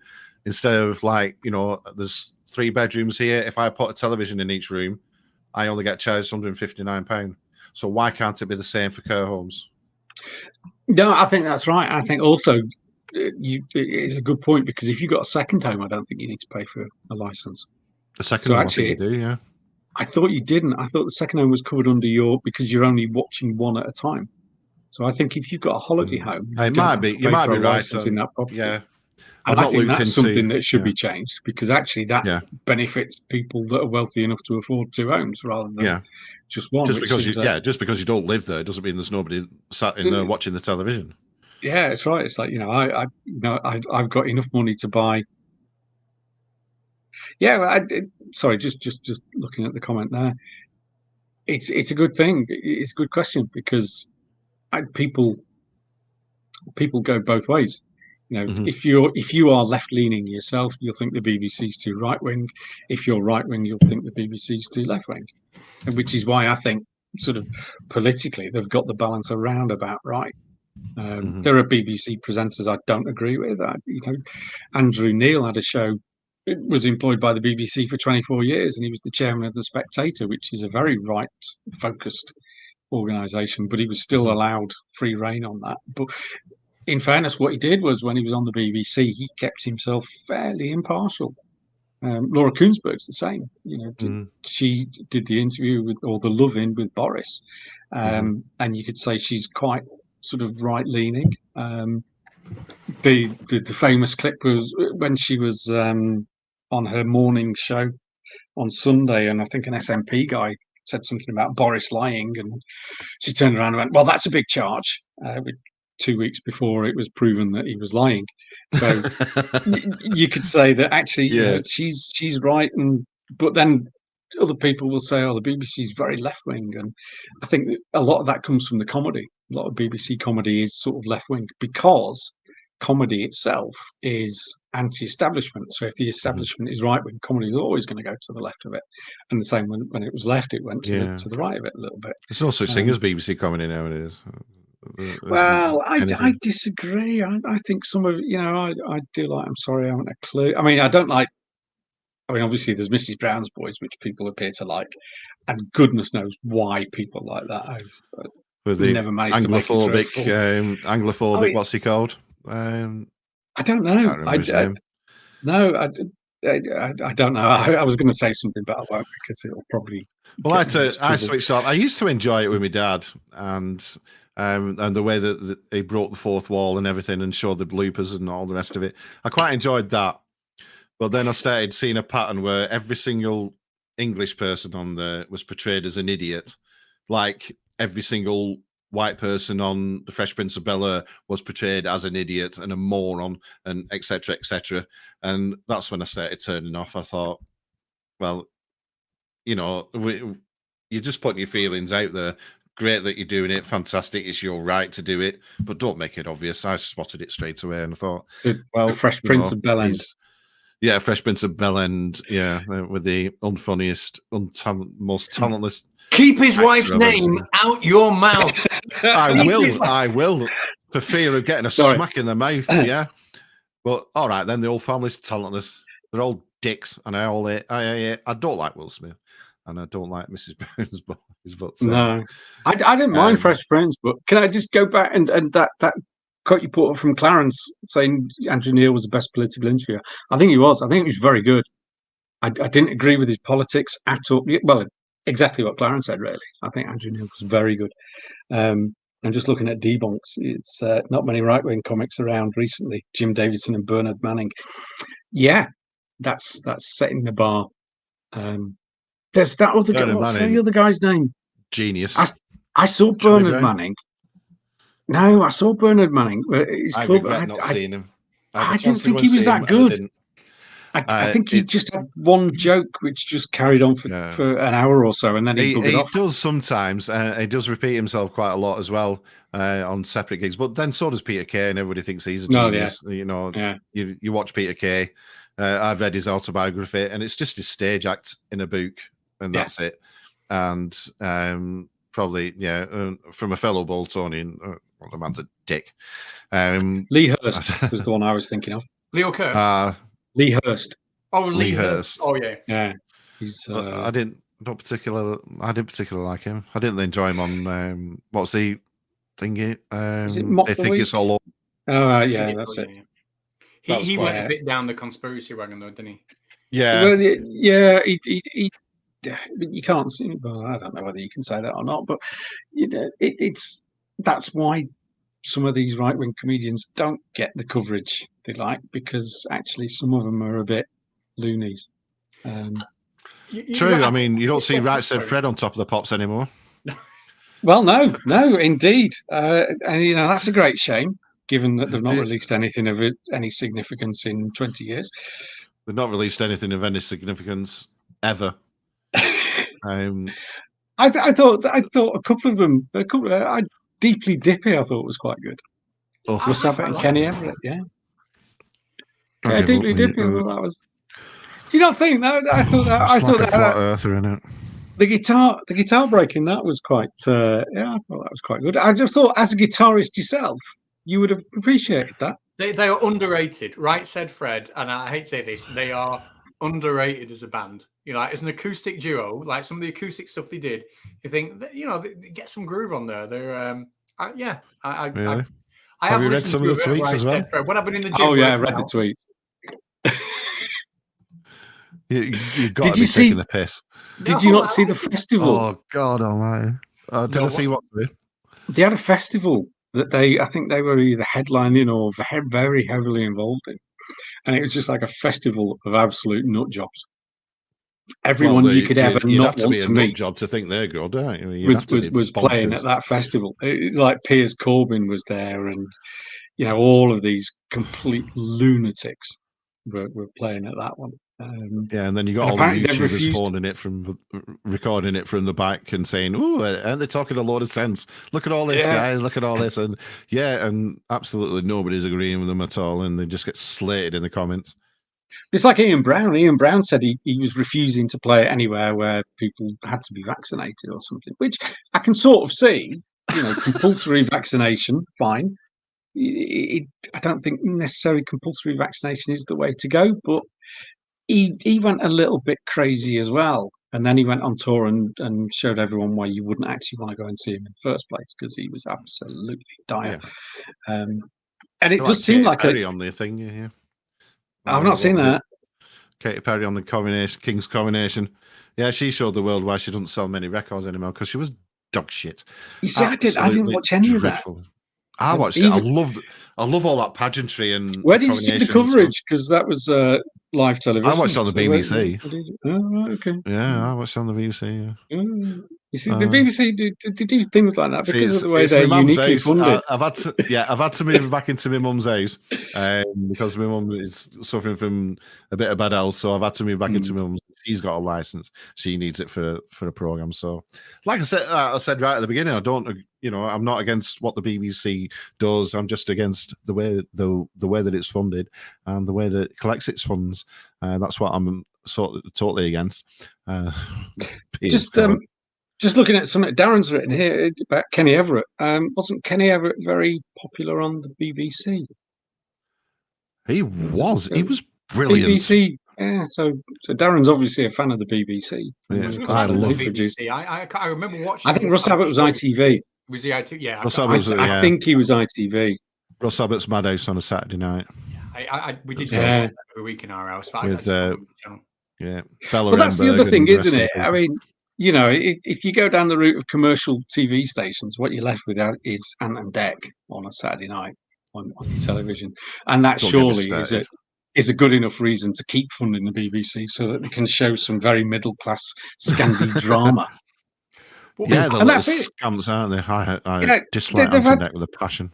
The BBC have had so many great things that have been shown on there. He did, Clive. Yeah, he did. I think he did. He was definitely a DJ on BBC Radio. Definitely. Yeah, he was. Yeah. But yeah, BBC dramas. The Wire was on BBC Two. 24 was on BBC Two. Incidentally, 24 was starring Kiefer Sutherland, who I've just played a gig with on Tuesday night. With my band. You name dropper. How good a musician is he? Is he a legit musician? Yeah, he is. Yeah, he is. He's you sort of think you see a lot of actors that go into doing music and it's like, oh dear, but actually he's really good. A great band with him. All his band were from Britain this time, but really, really good. Can I throw in a story? Oh, sorry, go on. Go on. No, I didn't want to interrupt you. You carry on. I was just going to say, the other BBC dramas, like Line of Duty, The Bridge, Beck, all of these really, really good things that are available on the BBC, and that's you'd pay if you were buying it from Amazon Prime or anything like that. You'd pay a shed load of money to get that content. But you pay for all that. You pay for all that with a license fee, and then you have to go on to watch it all again because All the Fools and Horses isn't available on the iPlayer, I don't think. You have to pay another subscription to, what is it, ITV TV box or something, or I can't remember what it is, to watch Only Fools and Horses again. But you've already paid for that.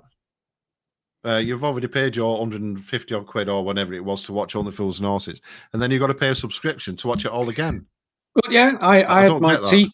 I had my teeth checked when I was 15 on the National Health Service, which was free. There And we if I go. want to get them, He's gonna done get again me now. now, I've got to pay £270 a year just to get someone to look at them, not to do anything. I've got to pay that again. I see your point. Yeah, I see your point. Yeah, I'll admit I'm destroyed on that one. Yeah. Oh, God Almighty, it's Just- not going well. I'm just going to interject and say two I think things. I've lost the Two poll. things.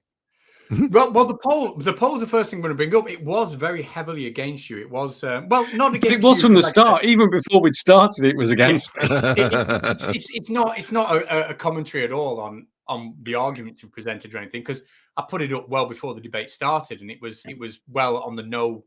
But it has actually come down from like mid 70s to high 60s during the course of the debate. So take that as you will. But right now, 68% are saying no, it's not a good way to fund it. I mean, I've got my opinion on it, but at the end of the day, I watch BBC, so I pay the license because I do use the service, so I pay for it. Yep. And that's all I'm going to say. I use it and I watch it. But yeah, the second one is, I said I'd only keep you like an hour. We've been like an hour and a half. So what I'm going to say is maybe if like the chat could maybe start firing questions, and either if you could at me with every single question, then it shows up. It's dead easy for me to spot, and then I can fire it to the right people. Questions for Mr. Jones or Jim or even me if you've got a question for me, whatever. But if you just at me into it rather than the debaters, and then maybe we'll give it a 10-minute timer. How does that sound? Yeah, sounds good. Yeah, it's fine. BritBox, that's what it's called. BritBox. BritBox, yeah. Yeah. Well, isn't that one partly funded by the BBC anyway? That's partly funded by the BBC, yeah. I think UK TV Gold is as well. Mm-hmm. There's a few as well. Channel 4's, I think Channel 4's partly funded by the government as well. No, don't be going down the Nadine Dorris route on here. Because she thought it was, but actually it was started with money, but now it's self-sufficient. It's self-sufficient. Yeah. But did you not see the thing where she was in front of the parliamentary committee and just completely got it wrong? No, I've missed that. No, I've missed it. Well, amongst many other things, she got that wrong. Well, yeah, when did she not get anything wrong? I mean, she was born wrong and just got wronger. I mean, if anyone says anything about the BBC being wrong, it's like, well, hang on a bit, Nadine Dorris is an MP. Yeah, she had a position of power in the cabinet. How on earth has that happened? Yeah, I think. Well, I wouldn't watch Songs of Praise either. Bonky. I wouldn't watch Songs of Praise. Not being religious or anything. But yeah, some people do. Some people even watch Country File. Get this, Country File. They even watch that load of absolute tripe.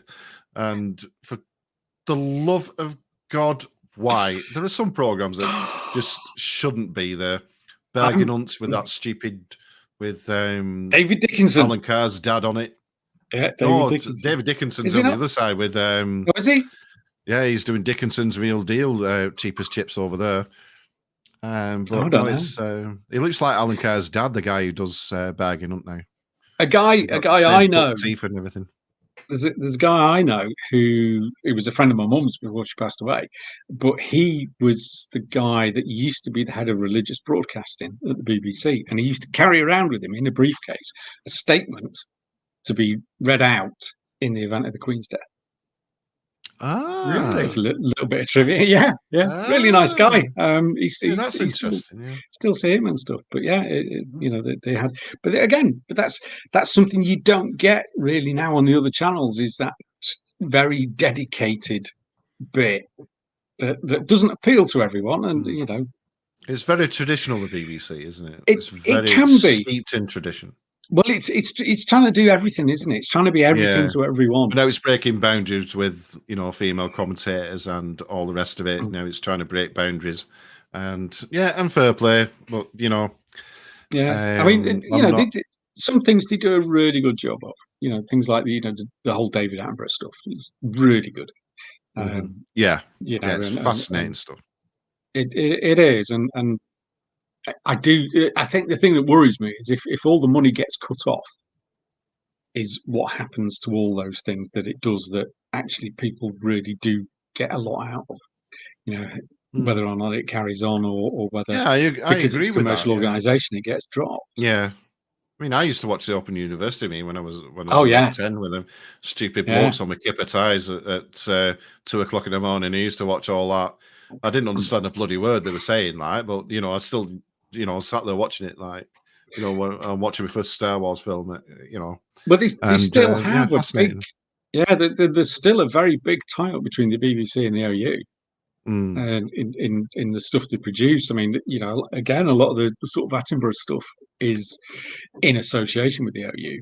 Yeah. Because you can write in and get the posters and all that sort of stuff, which we've done a couple of times because my youngest is quite into that sort of stuff. And, yeah, so it's again, it's there, and it's something that you don't find on the other delivery channels. You know, ITV don't do it, Channel 4 don't do it, Channel 5 don't do it. I'm not sure what Channel 5 do anymore. It seems to be Richard Desmond's little plaything. But again, I don't like Channel 5.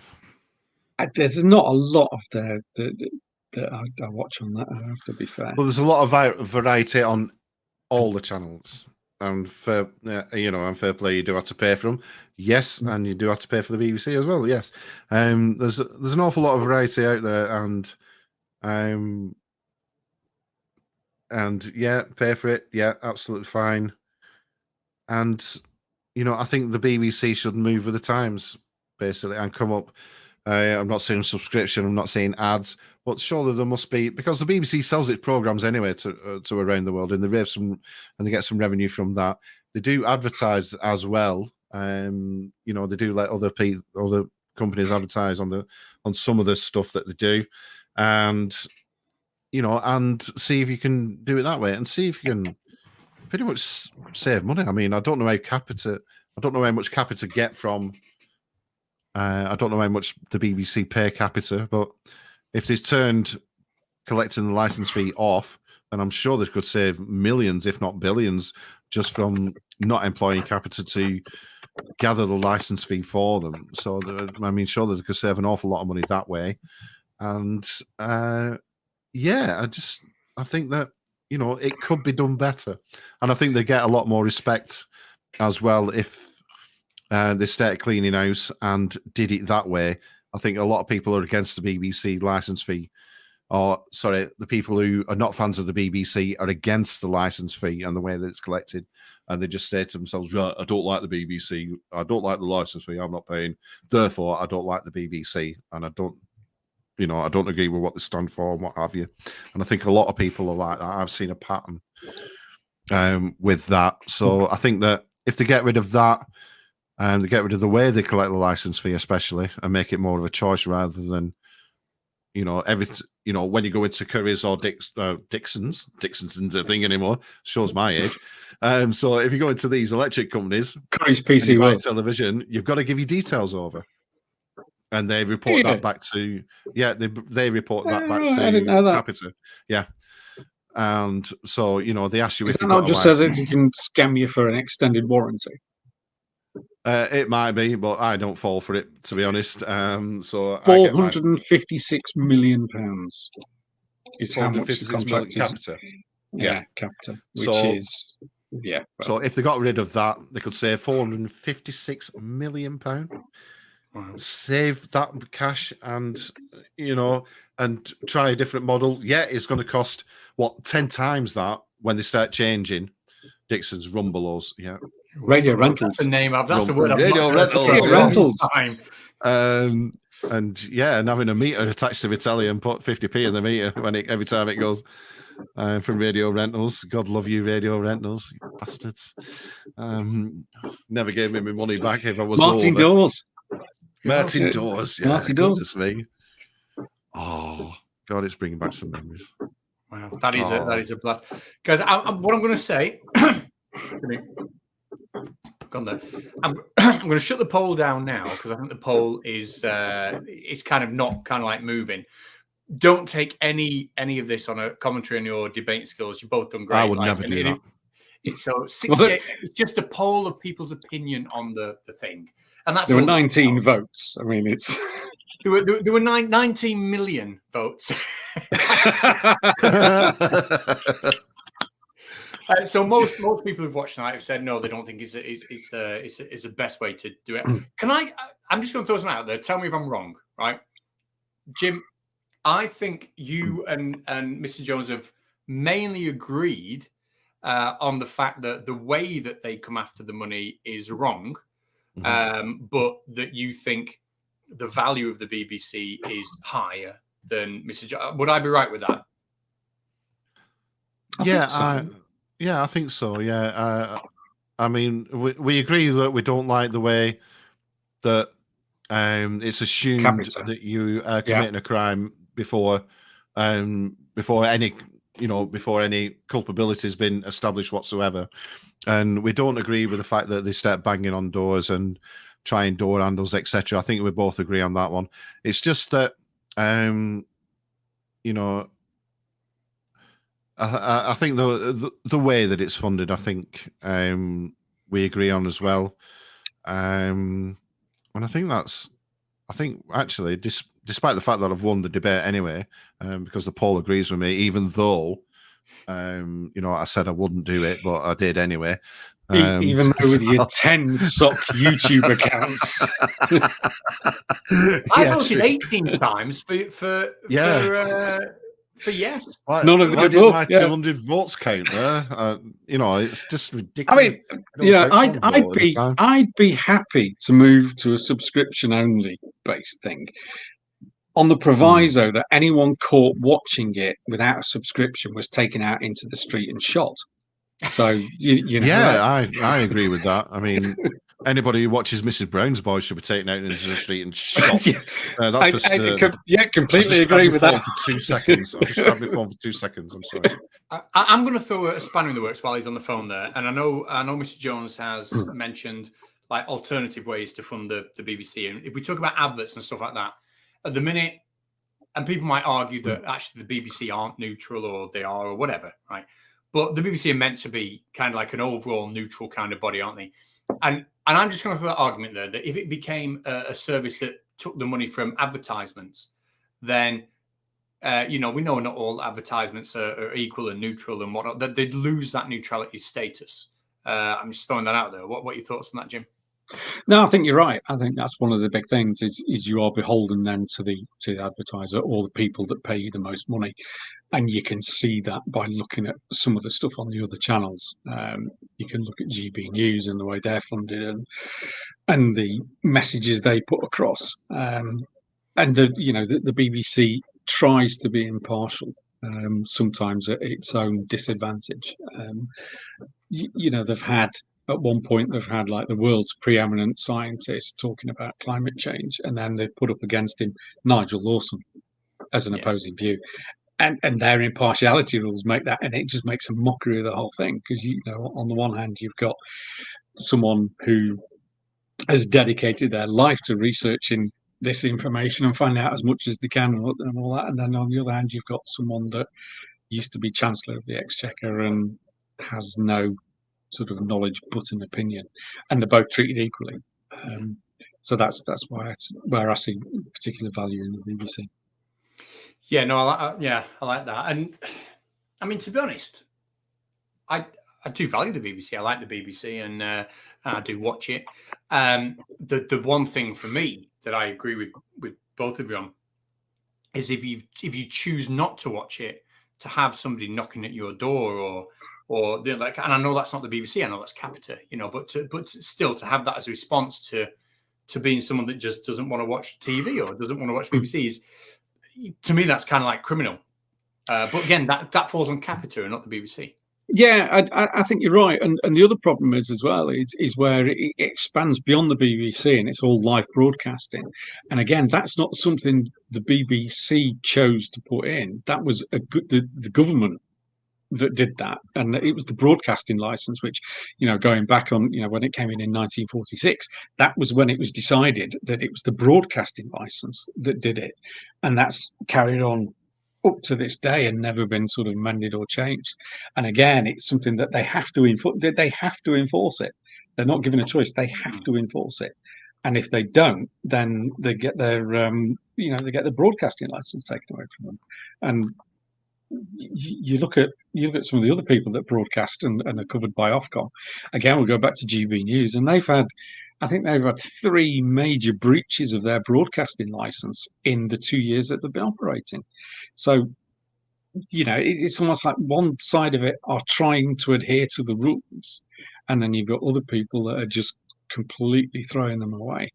And I do have some sympathy for the BBC. Not all parts of the BBC, because, like I said, they're far from perfect, but they're trying. Some people in there are trying to do the right thing, and having obstacles thrown at them from every side of it. Mm. Well, I'm going to give you, I don't know, just time to give a sum up before we say goodbye to everybody. Mr. Jones, you want to go first and sum up? And yeah, it was a fascinating debate. I learned a few things that I didn't know before. I want to thank you yourself for Austin, Jim for losing. It's been a it's been a fun chat. Memories brought up, and it's been fantastic. I loved every minute of it. It's been superb, and I'm glad I won. So I'm trying not to do me Clarkson's smug face, but there you go. I learned a few things, definitely. I'm super glad that this thing happened. I've been dying to have this sort of thing for years, and it was good, fun, informative. Lots of people in the chat with different views as well. And it's been a fun thing, and hopefully the comments will reflect that when this thing goes out. I'll be downloading it and sticking it on my channel as well, and we'll have some fun in the comments. So it should be good. And and thanks again, basically. And don't forget to subscribe, like, share, and subscribe. Yes. And subscribe to Mr. Jones 1972 because he's a fun guy. And don't forget Jim. And both your channel links will be in the description by the time this is processed. I'm going to give you the very last word, Jim, even to the point where you say goodbye and I in the stream. So before I pass it over to you for the very last thing, I just want to thank the people in the chat. Obviously, this is a new channel. It's a small channel, finding its feet. It's been a small chat tonight, but there's been some people who've been here for absolutely ages. So I just want to thank, Darren Gordon Hill for it seems like watching the entire stream. Clarence AS2 has been here for ages.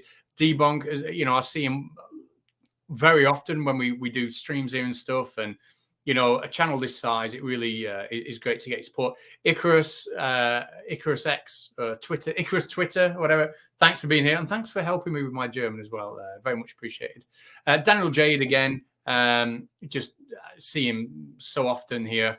I've said Clarence and Clive Wells, obviously, it's just been around for ages on the channel. So the fact that I hope I've not missed anybody. I'm scrolling up the chat here, but the fact that you've all decided just to and Richie's gone now.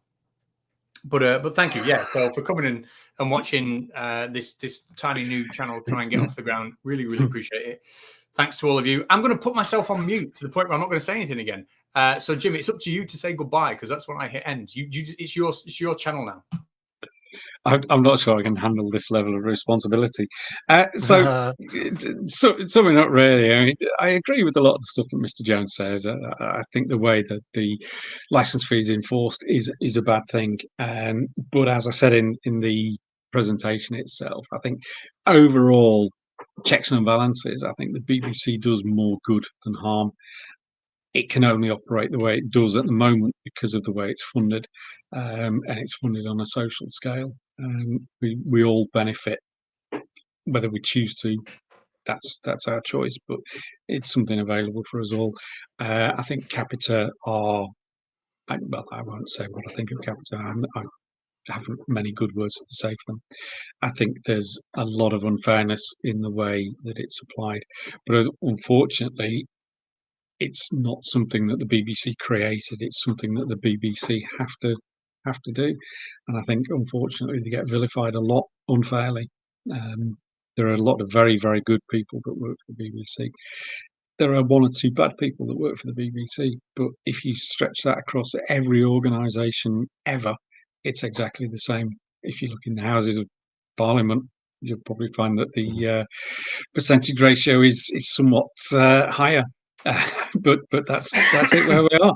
But I'd like to say very thank you to Patrick Katz, Gerald, whatever his name is this week.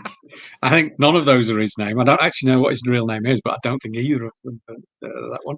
Oh, he knows himself, to be honest. Well, no, I think he's lost count. I think when his book comes out that he's been writing for the last 3 years, we'll all be able to see it. Oh, he's got it. Yeah, we're going to see a copy of that. Ghostwriters will be thicker than the book itself. Oh, look at that. That's a meaty tome, that is. I'm very impressed by that. Might have to get a copy. Yeah, so I think that's very much looking forward to another duet with Nathan Oakley, if that's on the cards there, Patrick. And thank you, Mr. Jones. It's been a pleasure again. I think this is the second time we've been head to head. I think the last time was a quiz on things you make videos about. I think that's what it was. Not that it was swayed in your advantage anymore, but no, so I think of course not. The next time we go up, it needs to be a quiz on bass players that have played supporting Kiefer Sutherland. It's like winning a one-ticket raffle, isn't it? You know, and winner plays Rachie. That's true. We could have that should have been that. Yeah. I'd love to play Richie. So I think that's. Do you think that's it? Do you think we've annoyed people enough? Is that time to go? I think so. Yeah. Wrap it up. Music starts playing for Darren. Yeah. Excellent. I don't have any wrap it up music. It's just I know you could get some really good top quality music. You could go over to a certain. Hang on, I'll have to go onto YouTube now and find this, and maybe I'll put it in the link. I could present it. We could play out to it. Yeah, you could. Hang on, how do I do this? You just get the YouTube page up and then share screen. Hit the share audio. This is Jim's band, which is amazing. Which includes. Am I allowed to say who it includes? You can certainly say who it includes. So, well, I mean, why don't you say who it includes? It's your band. Well, I'm going to say who it includes. Right, hang on. So how do I do that? So is this me playing it? If you hit present and then go to window, if you go to present and then either window or screen and just present whatever you've got the YouTube video on, and then hit share audio. Right. Present, share screen. Share screen. Why is it going to do that? So if it doesn't come back after this, we're going to have to say goodbye, but it should do. So here you go. Here's the band. Do that. No, not done it yet. Sorry, I'm really bad at this. Really bad at this. Right. Okay. That's why I didn't do a PowerPoint. Right, here we go. We've got it. If you hit full screen on that, what we'll do when the song ends, I will hit end broadcast. So I will see you two after I've hit end broadcast, but everybody else will see you now. Oh, have you haven't hit share audio? Oh, hang on. Go on, I can do it. I can do it. We'll find a way. I told you I was crap at this. Hang on. There we go. Let's copy the link into that. Now I can hear the audio as well. I'm on your thing. Which song is it? The Island? Is that the one? There you go. There you go. It's in the chat. No, I just clicked out of thingy-majig. What am I doing? No, that's not what I wanted to do. Okay, right. It's copy link. Copy link and paste. Right, we'll do this. It's this level of production quality that makes you realise the BBC do a really good job.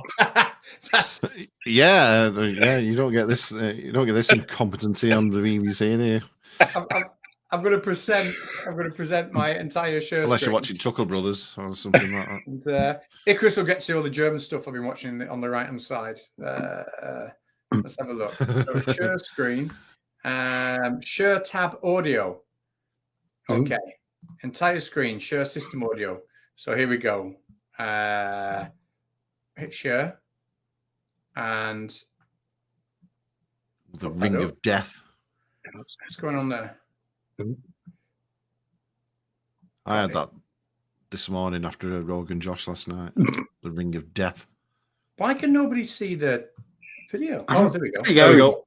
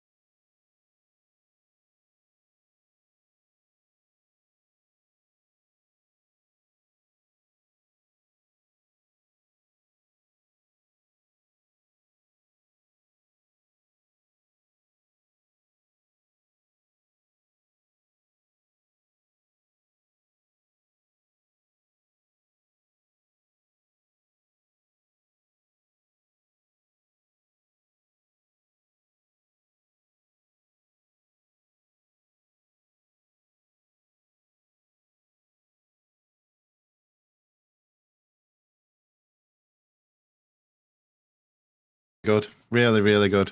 Fine lines. Hit the subscribe button. Thank you, everybody in the chat. Thanks, guys, for coming. I'm going to hit goodbye now. No, now.